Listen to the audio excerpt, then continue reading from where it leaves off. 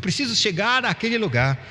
Então um homem que chegou diante dela disse assim mesmo, disse: quanto tu precisas? Ela falou X. Aí ele abriu a carteira dele e pá.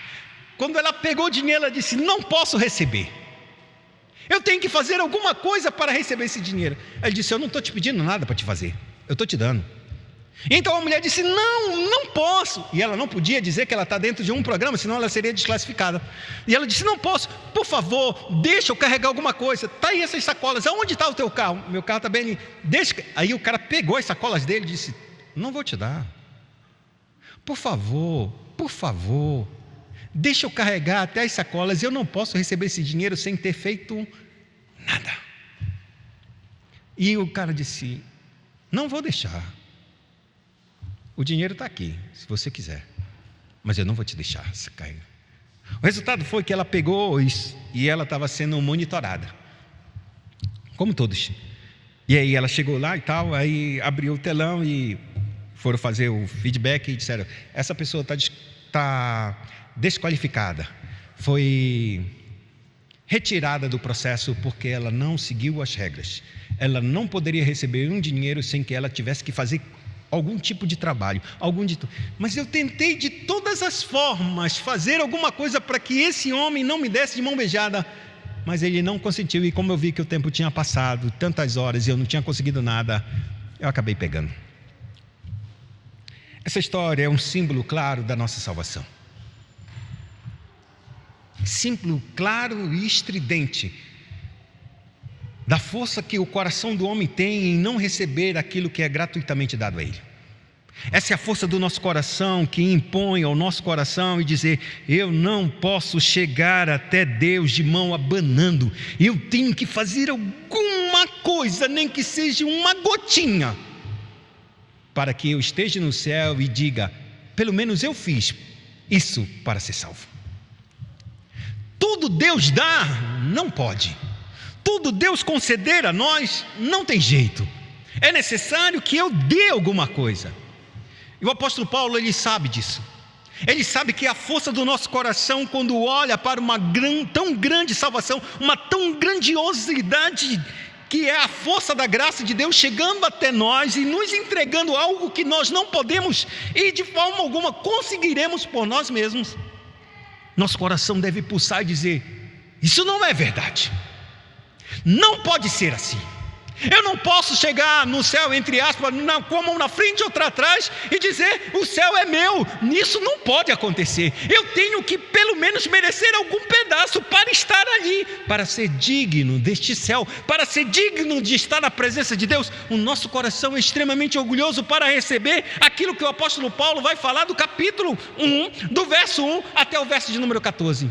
E quando ele declara que a graça de Deus é tão poderosa, ele declara dizendo, logo no primeiro verso, quando ele diz: Paulo, apóstolo de Jesus Cristo, por vontade de Deus. Não era a vontade dele, era a vontade de Deus. Ele não queria saber do evangelho, ele lutava contra a igreja, lutava contra um Messias que ele considerava que era falso, que era um impostor, e todos aquele colégio apostólico também da mesma maneira, dizendo: são todos impostores.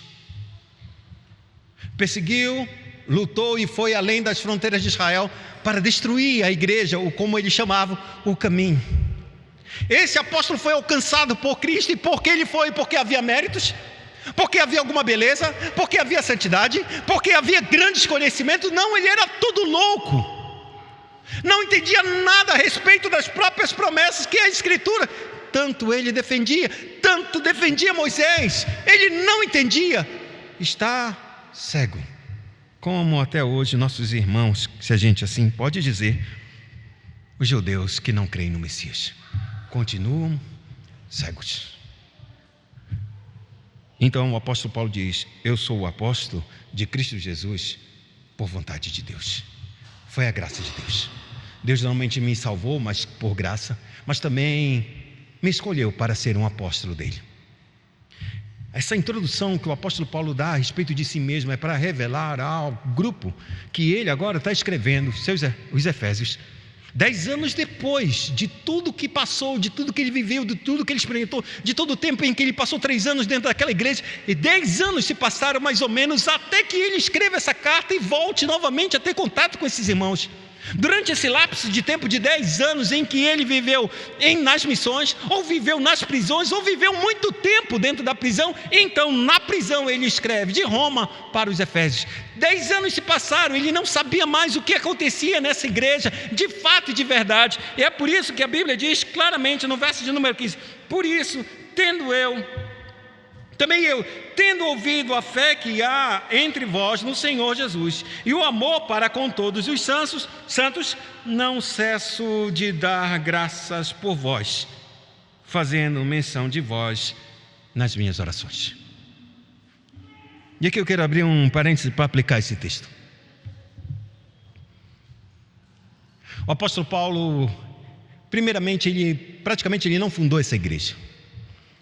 Ele chegou junto com Áquila e Priscila, ficou por um espaço mais ou menos de 3 meses pregando aos sábados nas sinagogas, mas ele queria ir para Jerusalém, então ele vai para Jerusalém. O povo diz: fica com a gente, ensina-nos mais. Ele disse: não posso, tenho que estar em Jerusalém na festa, mas se Deus permitir, voltarei até vocês.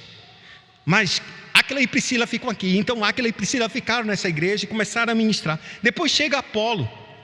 Eles ensinam mais a Apolo. Apolo depois sai daquele lugar e vai para outros lugares fazer missões ainda mais. Enquanto Áquila e Priscila continuam edificando aquela igreja. Passados-se 2 anos, o apóstolo Paulo volta de novo para essa igreja. Então ele permanece 3 anos. É o tempo maior nas Escrituras Sagradas de um tempo do apostolado naquele ministério, naquela cidade.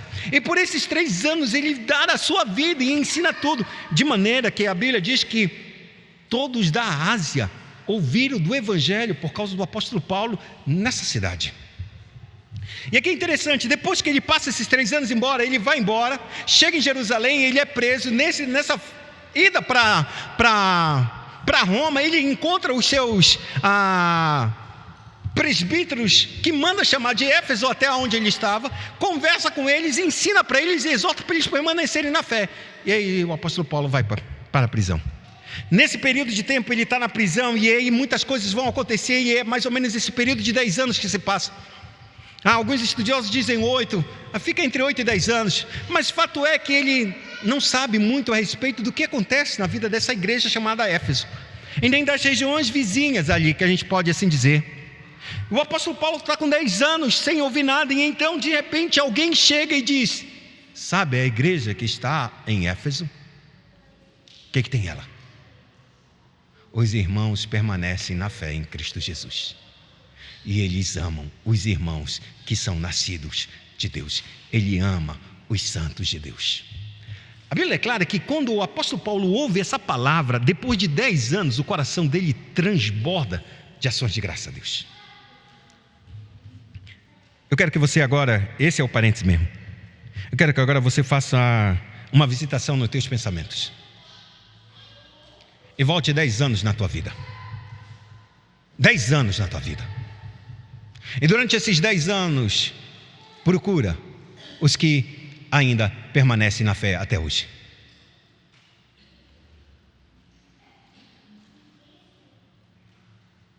E quando você descobrir que muitos, que agora eu falo para a igreja que aqui habita, que aqui congrega, que olham para esses bancos de um lado e para o outro e dizem: durante 10 anos, onde estavam aqueles irmãos? Aquele meu irmão sentava ali pertinho da janela, o outro sentava lá no primeiro banco, o outro sentava logo ali no outro, no canto da parede, o outro gostava de ficar só no meio, outro ficava um pouquinho mais para trás. 10 anos se passaram, e onde estão esses irmãos? Onde você está? Como está a tua fé?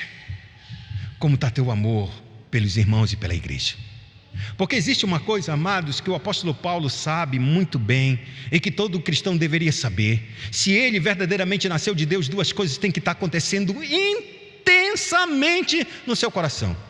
A primeira, A sua fé tem que ser inabalável em Cristo, naquele que o salvou, naquele que o redimiu, naquele que trouxe para ele verdadeiramente sair das trevas para a sua maravilhosa luz, daquele que tirou ele de um caminho de obscuridade, de um caminho de escravidão, para um caminho de filiação, para um caminho de estar face a face com Deus e não ter vergonha de Deus. Essa fé tem que ser verdadeira, essa fé é ímpar, é indiscutível, é inquestionável.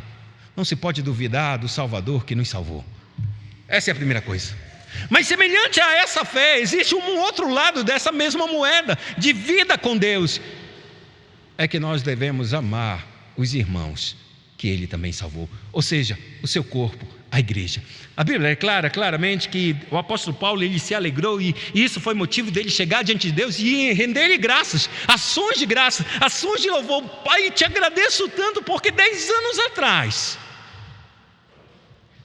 eu vi a fé neles, eles estavam crescendo, mas eu fui embora e não soube mais a respeito deles, pelo menos o que o texto não nos diz a respeito disso. Mas agora, 10 anos se passaram, eu vi que eles permanecem na fé, e também eu vi que o amor que eles têm para com os santos continua verdadeiro. O ponto aqui, irmãos, desse detalhe, desse parênteses, claro, é que não dá para a gente ser igreja só crendo em Cristo Jesus e não amando nossos irmãos. Não existe cristianismo dentro de casa, irmão. Não existe cristão isolado.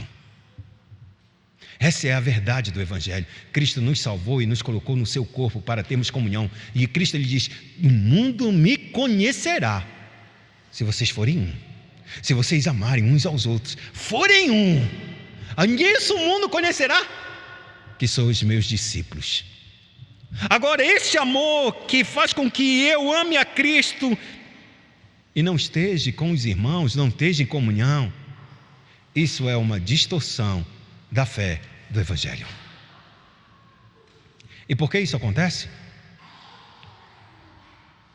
Porque os homens não aprenderam a ver o Evangelho e serem iluminados pelo próprio Espírito de graça, para que entendam aonde estão em Cristo Jesus, onde Deus os plantou, onde Deus os enxertou na videira verdadeira e não fora.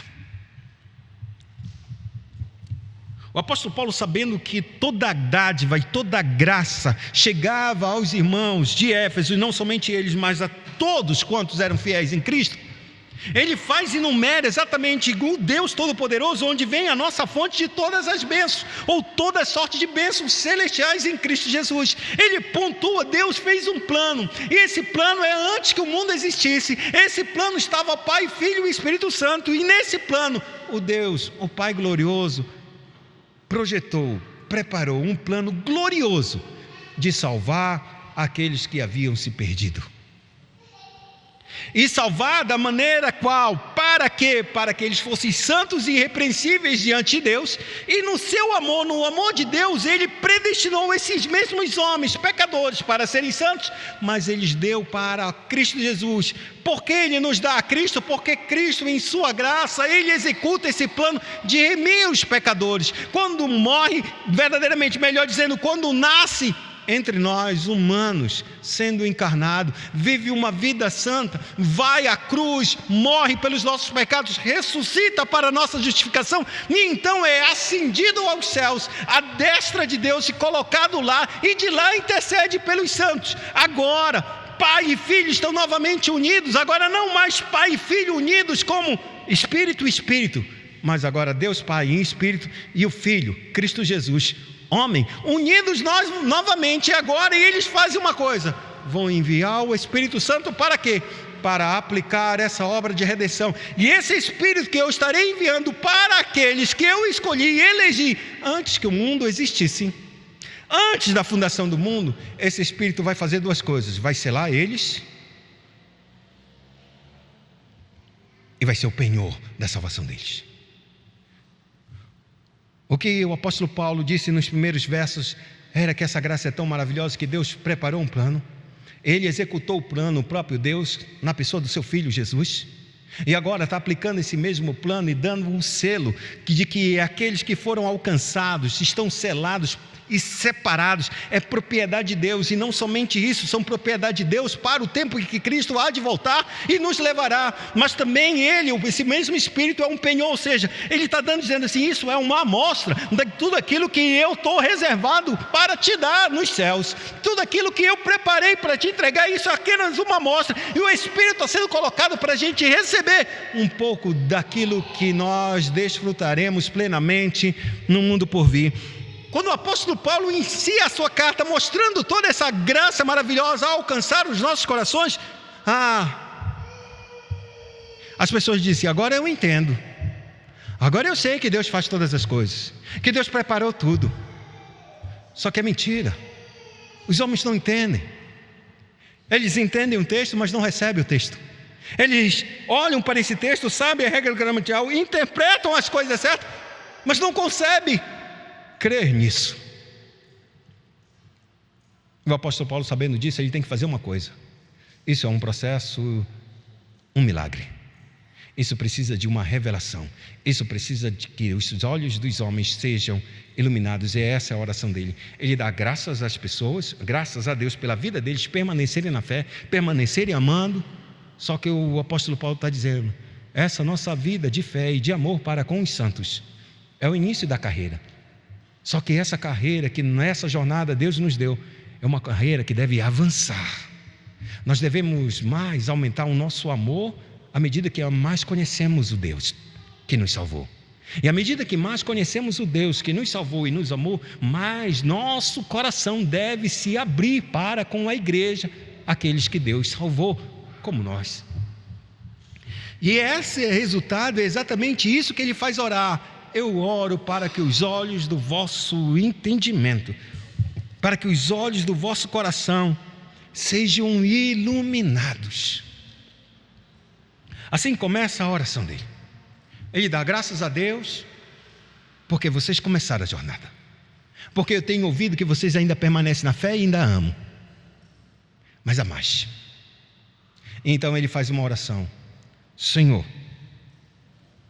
e diz claramente, verso 19, não cesso de dar graça por vós, fazendo menção de vós nas minhas orações, para que o Deus de nosso Senhor Jesus Cristo, o Pai da glória, vos conceda espírito de sabedoria e de revelação no pleno conhecimento dele, iluminado os olhos do vosso coração, para saberdes qual é a esperança do seu chamamento.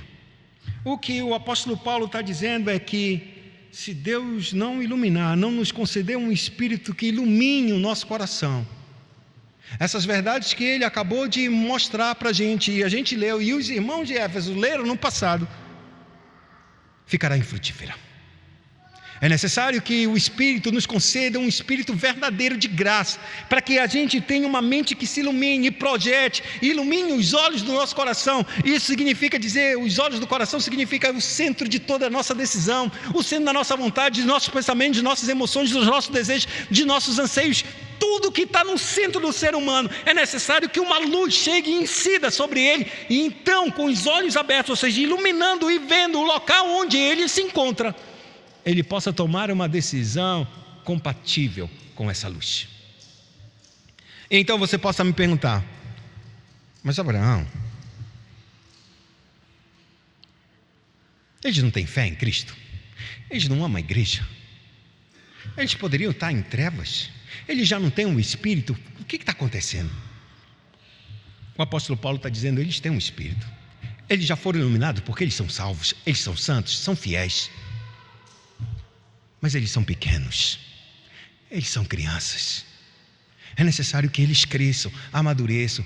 É como o apóstolo Paulo vai dizer nessa mesma carta, até que se tornem varão perfeito à medida da estatura plena de Cristo Jesus, para o qual nós fomos chamados. Então o que o apóstolo Paulo está dizendo é que, embora haja no nosso coração um certo nível de luz, nossa luz ainda não é perfeita. Como disse Salomão, a vereda do justo é como a luz da aurora, que vai brilhando dia a dia até se tornar um dia perfeito, brilhando mais e mais até se tornar dia perfeito. Ou como o apóstolo Paulo mesmo escreve, o apóstolo Pedro diz, crescei na graça e no conhecimento de Jesus. Como a gente vai crescer na graça e no conhecimento de Jesus? O apóstolo Paulo responde dizendo, mas transformai-vos a vossa mente. Por que eu tenho que transformar? Porque senão você vai se conformar com este mundo. Não vos conformeis com este mundo, mas transformai-vos pela renovação da vossa mente, para que então possa experimentar qual seja a boa, agradável e perfeita vontade de Deus. É isso que ele está falando. Ele está orando para que a gente seja iluminado. Então, nossa mente será transformada, porque vivemos nesse mundo durante tanto tempo, nos relacionamos com esse mundo tanto tempo, que é muito fácil a gente perceber que sistemas mundanos estão dentro de nós, sistemas, raciocínios mundanos, pensamentos, ideologias, coisas mundanas que nada tem a ver com Deus e com sua graça dentro de nós, e nos fazendo tomar decisões achando nós que são palavra de Deus, e não é. Por isso o Espírito precisa dar luz ao nosso coração, iluminar essa palavra.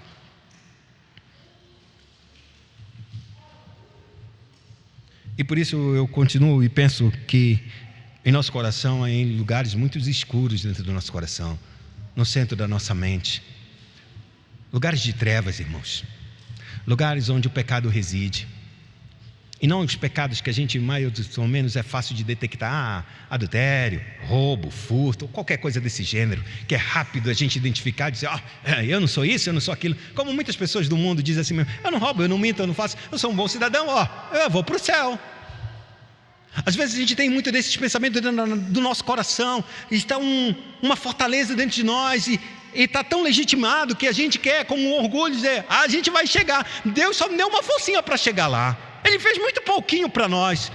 Mas o texto diz claramente que há trevas no nosso coração. Por isso o apóstolo pede que o Espírito, somente o Espírito, consiga iluminá-lo. E uma vez que ilumine os nossos corações, aí então a gente vai perceber o nosso chamado, a herança que nós temos e o supremo poder, a suprema grandeza do poder de Deus.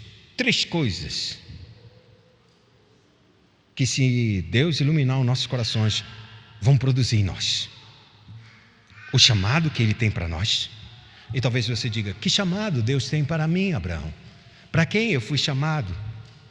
Eu posso te apontar algumas razões pelas quais, ou alguns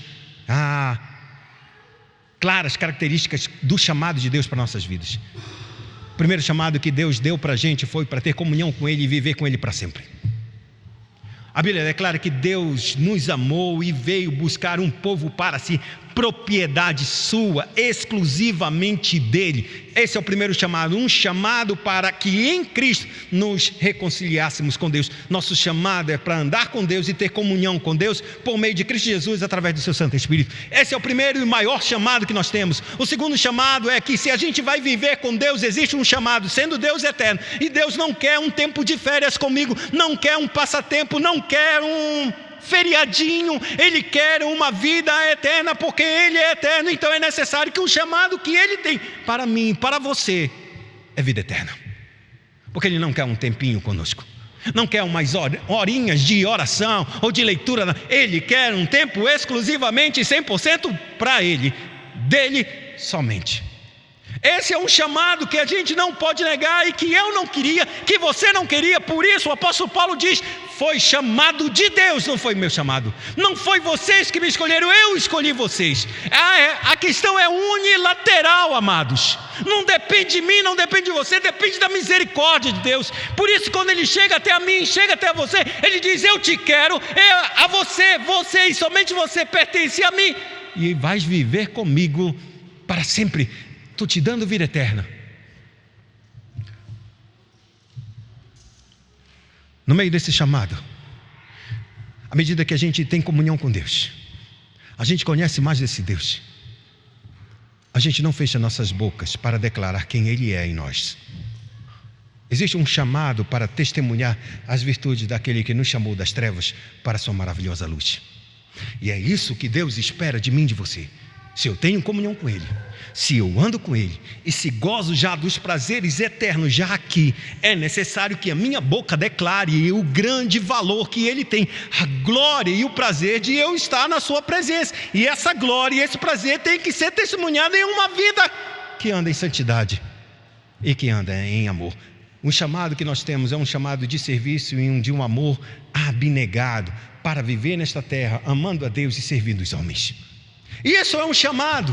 Mas enquanto a gente não entende, a gente vai pensar que quando a gente é salvo, a gente pode ser salvo e viver salvo em nossa casa, longe da igreja, longe de participar do avanço do reino, longe de participar e testemunhar. Eu acho que talvez os pastores sejam os missionários, qualquer obreiro da casa do Senhor, são esses os responsáveis de declarar as virtudes daquele que chamou das trevas para a sua mão. Esses são. Não, mas o chamado que Deus nos deu é: ide por todo mundo e pregai o evangelho a toda criatura.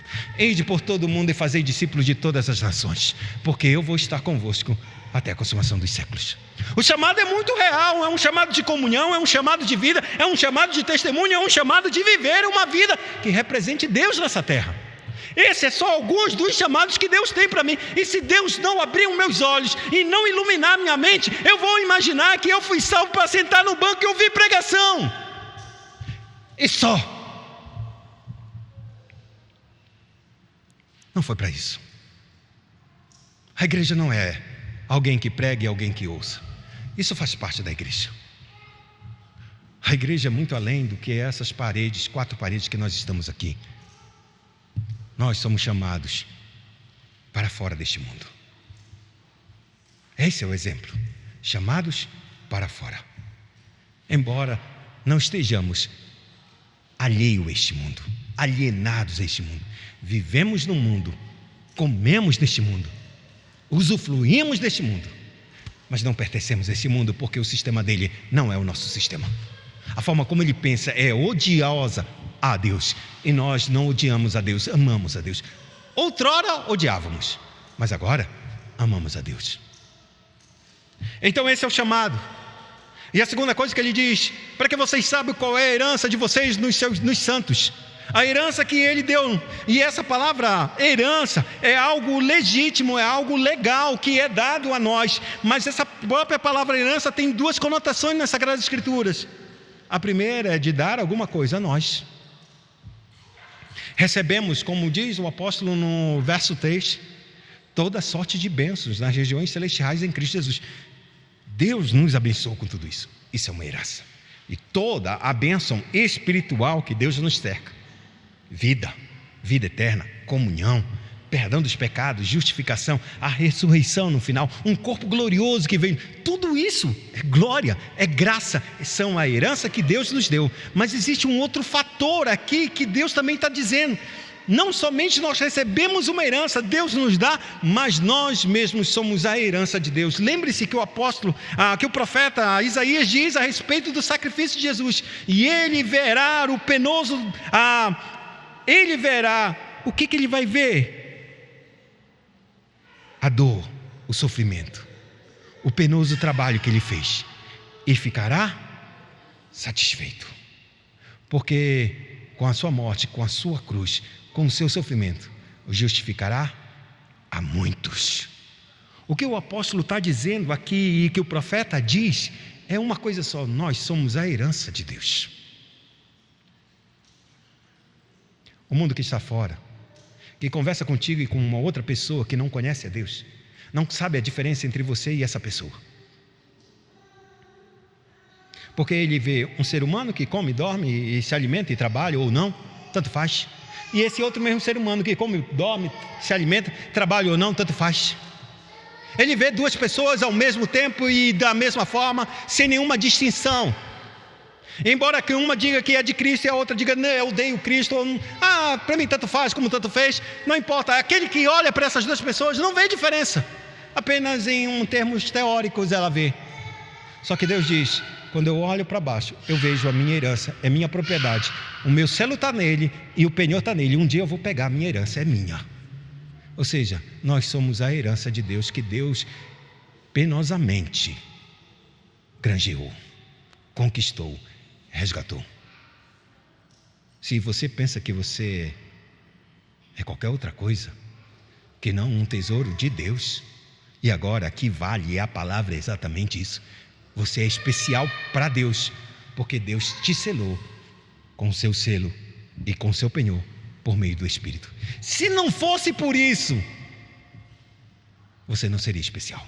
você seria como qualquer outra criatura neste mundo, que não é filha de Deus adotado, mas você é. Por isso, você é o tesouro de Deus, a herança de Deus nos santos. E tudo que Deus faz é por graça. E então ele termina dizendo assim: vocês serão iluminados para vocês entenderem o chamado de vocês, serão iluminados para entender a herança que vocês têm, que não somente vocês recebem vida eterna e todos os benefícios, todas as sortes de bênçãos espirituais, mas vocês são a mesma herança, a herança de Deus, que Ele vem buscar. Mas vocês precisam ser iluminados para que vocês entendam, por fim, qual a suprema grandeza do seu poder. Ele quer que a gente entenda o poder, quão grandioso o poder de Deus é. E talvez aí você diga, e você passe na sua mente rapidamente: quão grande o poder de Deus é? Deixa eu pensar. Rapaz, Ele abriu o mar vermelho usando um homem. Um homem levantou o seu cajado, Moisés, e o mar se abriu. Outra vez foi Elias, por um homem só passar. Elias e Eliseu passaram, ele tocou a capa no Rio Jordão, o Rio Jordão se abriu para 2 homens se passarem, e passou. Quando Elias foi arrebatado para o céu, Eliseu disse: onde está o Deus de Israel? Lançou aquela capa que caía do céu, do corpo de Elias, pegou sobre si, ele lança sobre as águas, o Rio Jordão abre-se novamente e Eliseu passa sozinho. Isso é muito poder de Deus. Tem mais uma. E quando Josué orou e fez com que o sol parasse, e passou o dia inteiro e o sol não se pôs, e eles puderam guerrear e vencer os seus inimigos. Que poder maravilhoso esse! E pior ainda, quando Isaías teve que orar a Deus e pedir que o sol retrocedesse, e ele retrocedeu. A sobra do relógio de Acais voltou para trás, não foi para frente. Que loucura é essa? Que poder é esse? Não, mas isso ainda é pouco, né? Que tal se a gente pensar na multiplicação dos pães e peixes? E que tal quando Jesus andou sobre as águas? E que tal quando ele expulsou um endemoniado gadareno? Não, o maior de todos os milagres que Jesus fez foi o seu último. Ressuscitou Lázaro 4 dias depois de morto. 4 dias depois de morto, corpo em putrefação, já não existia mais corpo em si, totalmente, vamos supor, unidos, suas células, seus tecidos, tudo esfacelado, explodido, se a gente assim pode dizer. Ele trouxe a vida e reconstituiu todo esse corpo e trouxe a vida. Esses são alguns dos pensamentos que podem vir ao meu coração, ou vieram ao meu coração e talvez tenham vindo ao teu. Isso eu conheço o poder de Deus. Só que o apóstolo Paulo disse: não, você não conhece o poder de Deus. Você não sabe o que é o poder de Deus, a suprema grandeza do teu poder. E para ele dizer isso, ele termina dizendo a suprema grandeza do poder de Deus que opera em vocês. Não é fora de vocês, é em vocês. E então ele termina dizendo assim mesmo: segundo a eficácia da força do seu poder. Eficácia, força e poder, 3 coisas que denotam poder e força, que cada uma delas, eficácia, produz um resultado efetivo daquilo que se quer. Poder, tem poder de realizar aquilo que se pretende. E força, como ele diz, tem energia suficiente para produzir aquilo que se deseja. Ou seja, o que Deus fez em nós, por sua livre e espontânea graça, Ele operou de uma forma eficaz, uma força que não estava em nós, mas estava em seu Espírito, para produzir em nós o que nós jamais poderíamos ser. Todo aquele que creu no nome do Filho de Deus, Deus lhe deu o poder de se tornarem filhos de Deus. Esse poder, Ele quer que a igreja abra os seus olhos e entenda quão grande Ele é. E tão grande Ele é, Ele vai dizer e vai trazer um exemplo, o único exemplo que o apóstolo Paulo vai nos dar para a gente entender a suprema grandeza do poder. E qual é, Abraão? Esse mesmo poder ressuscitou Jesus Cristo dentre os mortos, fez-o assentar-se à direita de Deus, e colocou sobre Ele, ou colocou todas as coisas debaixo dos seus pés, e depois o deu à igreja, Para a igreja ele fez isso, constituindo ele, o Cristo, o cabeça dessa igreja. E agora, ele que preenche todas as coisas, a igreja é o seu depósito da grande graça e plenitude de Deus. A igreja enche. Não a igreja presbiteriana ou a igreja presbiteriana do Alto Paraíso. Não, a igreja universal, invisível da parte de Deus, constituída e remida pelo sangue do Cordeiro. Essa igreja é a plenitude de Deus nessa terra. É por meio dela e somente através dela que o Espírito age e manifesta o grande poder de Deus. Agora, eu encerro nessa noite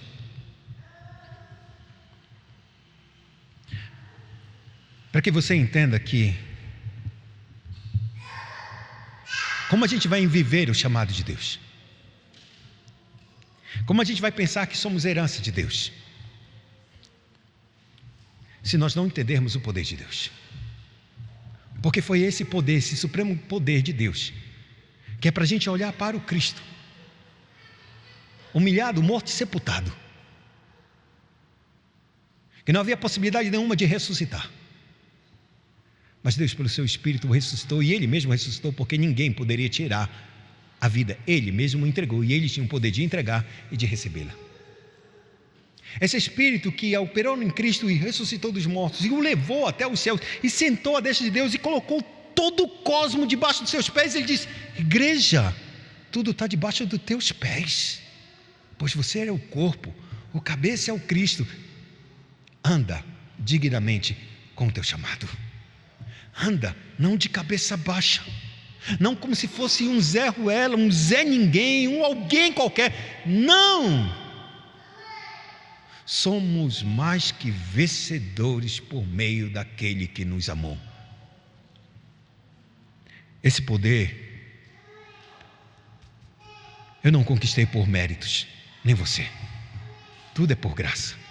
E quanto mais da graça a gente entende, quanto mais Deus generosamente tem derramado e iluminado nossos corações, mais seremos libertos da nossa arrogância, da nossa pretensão, e mais seremos dependentes de Deus. Convido você a inclinar sua cabeça e orar ao Senhor, porque tudo que você tem, tudo que eu tenho, veio dele, graciosamente ele nos deu. E talvez você se pergunte: a gente não tem nada? Em todo o tempo o homem é passivo nessa situação? Eu te respondo: quem dera se a gente fosse passivo, a gente teria ainda do que se orgulhar. Mas porque nós estávamos mortos em nossos delitos e pecados, nem a passividade Deus deixou para nós. O morto não tem sentimentos, não tem pensamentos, não tem atitudes. É por isso que o apóstolo diz no verso seguinte do nosso final desse capítulo: Deus nos deu vida, estando-nos mortos em nossos delitos e pecados. Pai Santo,